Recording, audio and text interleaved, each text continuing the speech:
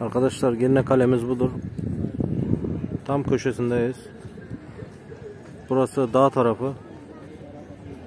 Şöyle.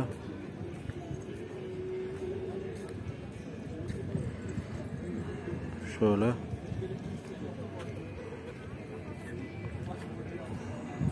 Şöyle. Bu telefonda yapay zeka var arkadaşlar. Deniz böyledir. Tam batıyor deniz. Şöyle. Denizde bakın. Gemiler var. İnsanlar burada geziyorlar. Tam böyledir bakın.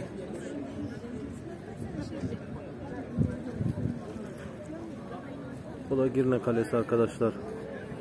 Piotrburun Kalesi arkadaşlar. Kuzey Kıbrıs'ta Akdeniz'de yerleşiyor. Piotrburun Kalesi arkadaşlar. Bu da benim arkadaşlar. Şöyle kaleye karşı bakayım.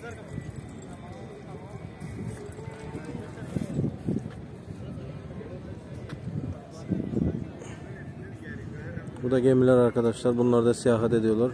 Turistler. Her sene yüz binlerce turist geliyor arkadaşlar buraya. Gece hayatı burada çoktur arkadaşlar. Kuzey Kıbrıs her zaman otelleriyle, 5 yıldızlı otelleriyle, bir de gece kulüpleriyle çok ünlüdür arkadaşlar. Sadece bu amaçla gelen turistler var arkadaşlar.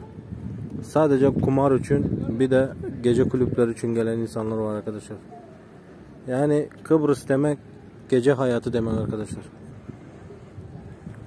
Şöyle kalemizi de çekeyim arkadaşlar. YouTube kanalına da abone olmayı unutmayın arkadaşlar. Herkesten rica ediyorum. Sizin en büyük desteğiniz YouTube kanalımıza abone olmak arkadaşlar.